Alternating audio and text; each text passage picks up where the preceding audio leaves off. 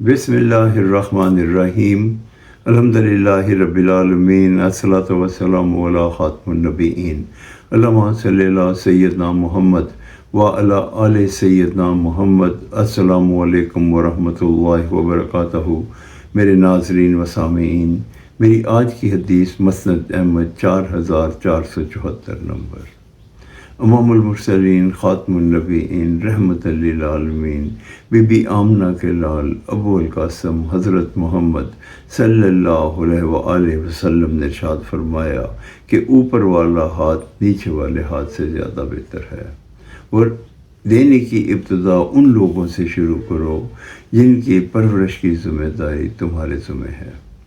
اس حدیث مبارکہ کا یہ مفہوم ہے کہ امام المرسلین خاتم النبیین رحمۃ للعالمین حضرت محمد صلی اللہ علیہ وسلم نے ہم پہ یہ واضح کر دیا کہ ہمیشہ اوپر والا ہاتھ جو ہے وہ نیچے والے ہاتھ سے زیادہ بہتر ہے، یعنی دینے والا بندہ جو ہے وہ لینے والے سے زیادہ افضل ہے۔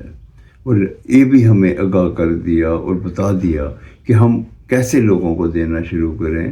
آپ صلی اللہ علیہ وسلم نے ارشاد فرمایا کہ جن کی پرورش کی ذمہ داری تمہاری ہے، سب سے پہلے ان کو دو، یعنی اپنی آل اولاد کے اوپر خرچ کرو۔ اور جب اپنی آل اولاد پہ خرچ کر دو، کیونکہ اپنی آل اولاد پہ تمہاری ذمہ داری ہے، جب اپنی آل اولاد پہ خرچ کر کے تمہارے پاس بچ جاتا ہے تو اس کو اپنے عزیز و اقارب بہن بھائیوں میں جو اس کے مستحق ہیں ان کی خدمت کرو۔ اس کے بعد اگر ان میں سے کوئی سب صاحب استطاعت ہیں اور کسی کو اس کی ضرورت نہیں تو اپنے اڑوس پڑوس کا بھی بہت بڑا حق ہے، وہاں دیکھو کہ اگر جو ضرورت مند ہے اس طرح اپنا دائرہ بڑھاؤ۔